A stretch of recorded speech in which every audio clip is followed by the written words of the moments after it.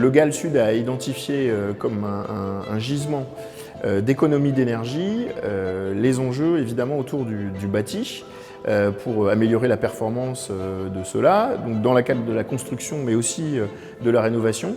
Et pour conduire une démarche plus décarbonée, eh bien, nous avons identifié avec les acteurs la filière bois-paille comme étant un secteur où on pouvait eh bien, à la fois répondre à l'exigence de performance énergétique du bâti et simultanément d'aller chercher en local des solutions adaptées et surtout décarbonées.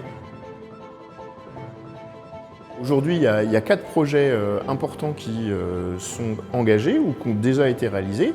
Donc, sur les 2 réalisations en cours, c'est d'une part le restaurant scolaire de Saint-Aignan-sur-Eau, qui est là aussi assez précurseur. Nous avons actuellement le projet du groupe scolaire de la Selle Craonnaise, là aussi qui est de nature à en faire un chantier de référence. Et puis on a 2 dossiers encore plus conséquents. Donc il y en a un en cours qui est celui du dojo du pays de Château-Gontier, qui va en plus être centre de préparation des Jeux Olympiques. Donc une vraie dynamique avec un bâtiment référence et qui va largement faire la part belle à la fois aux isolants thermiques et puis évidemment au bois paille. Et puis il y a un autre projet qui est tout juste dans les cartons et qui va sortir prochainement, qui est donc la 2e maison de santé pluriprofessionnelle du pays de Château-Gontier et qui, elle aussi, sera construite en bois paille. L'intérêt du matériau, en fait, c'est aussi sa force, c'est sa valeur isolante, mais évidemment son impact écologique qui est nul, parce qu'on emprisonne en fait le carbone dans la construction, dans le bâtiment. L'autre avantage aussi, c'est que dans le cycle de vie du bâtiment, la paille, en fait, si le bâtiment doit être mis à terre dans le futur, la paille en fait peut retourner directement en fait au sol, près de maraîchers, d'agriculteurs, peu importe. Le bois aussi, pareil, peut être totalement recyclable. Donc on est sur des matériaux qui déjà ont une durée de vie très importante, parce que en France, on a la maison Feuillette qui vient de fêter ses 100 ans il y a 2 ans maintenant. Aujourd'hui, finalement, on ne connaît pas encore la fin en fait, du cycle de vie de la paille, parce que tant que le matériau est à l'abri de l'humidité, il reste dans les murs et il garde sa valeur isolante.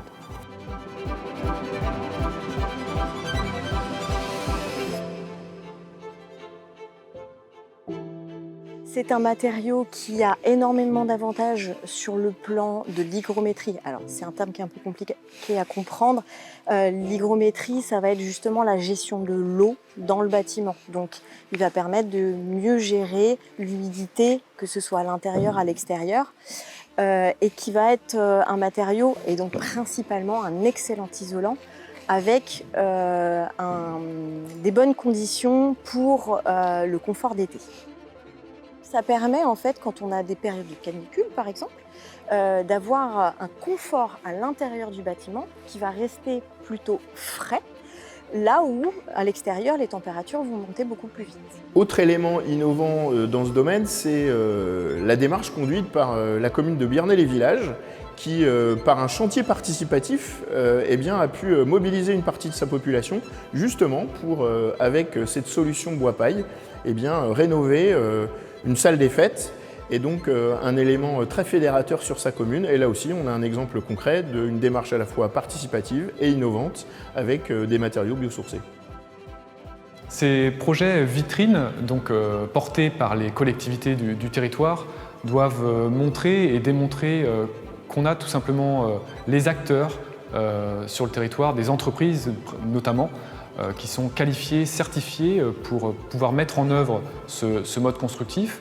Et puis bien évidemment, et c'est le principal, on a la ressource. On est sur un territoire rural, agricole, et donc on bénéficie d'une ressource, j'ai envie de dire, inépuisable.